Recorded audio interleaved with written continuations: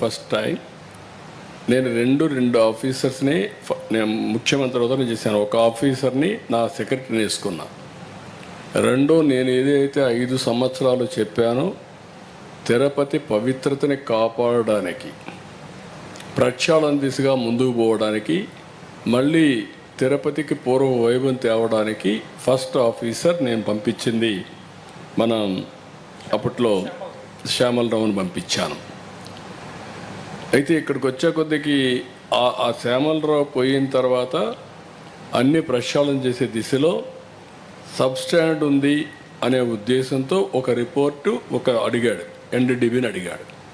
NDDB report కూడా వచ్చింది. వచ్చిన తర్వాత నేను మాట్లాడాను, ఇది అనిమల్ ఫ్యాట్ ఉంది, ఇలాంటి కూడా దుర్మార్గాలు చేశారు, అడల్టరేషన్ అని చెప్పాను.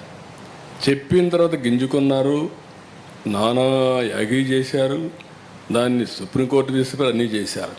ఇప్పుడేం మాట్లాడుతున్నారు అంటే, ఒక అడ్మినిస్ట్రేటర్గా నేను దీని మీద యాక్షన్ తీసుకునేదానికి ఒక సిట్ వేస్తే టుడే నేను అపాలజీ చెప్పాలనే పరిస్థితికి వచ్చారు. అంటే వాళ్ళ యొక్క బిహేవియర్ ఎట్టుంటుందో ఒక ఎగ్జాంపుల్ మాత్రం ఇది. నేను పవిత్రతను కాపాడాలి, నేను వెంకటేశ్వర స్వామి నా కులదైవం, నేను ఆరాధించే దేవుడు, నేను నమ్మే దేవుడు, నో సెకండ్ థాట్స్. నేను ఎక్కడ అపచారం మీరు ఇన్నేళ్ళు చూశారు. ఇప్పుడు కూడా నేను మహాద్వారం ద్వారా పోను, ఎప్పుడు కూడా ఇక్కడనే వస్తా. వైకుంఠ ద్వారం ఎప్పుడు నేను వాడను. ఎందుకు వాడనంటే నా నమ్మకం అది. ముఖ్యమంత్రిగా ఉన్నా, ప్రతిపక్షంలో ఉన్నా, నాకు ఎలిజిబిలిటీ ఉన్నా, నేను సామాన్య భక్తుడిగానే అక్కడికి వెళ్తాను, సామాన్య భక్తుడిగానే ఆయనకు సేవలు అందిస్తున్నా. నేను అలాంటి కార్యక్రమాల్లో నేనుంటే వీళ్ళకు నమ్మకం లేకపోతే వదిలేయచ్చు. కానీ అపచారం చేసి మహాపాపం చేసి మహాపాపాన్ని కూడా కప్పిపుచ్చుకోవడానికి తిరిగి దాడి చేయడం ఏమన్నా నాకైతే అర్థం కాదు. తిరిగి నా క్యారెక్టర్ అసాసినేషన్ ఆ పరిస్థితికి వచ్చేసారు వీళ్ళు. ఇది కరెక్ట్ కాదు. ఏదైనా సరే నేను, ఎందుకంటే వెంకటేశ్వర స్వామిని వీళ్ళు బజార్కి ఏడవాలనుకున్నారు, నాకు ఏడవాలని లేదు. ఆయన పవిత్రత నేను నమ్మేది. కలియుగ దేవుడు వెంకటేశ్వర స్వామి. వెంకటేశ్వర స్వామికి పవర్స్ ఉన్నాయి. ఆయన్ని కాపాడుకోవడమే కాకుండా మనల్ని కూడా కాపాడుతాడు.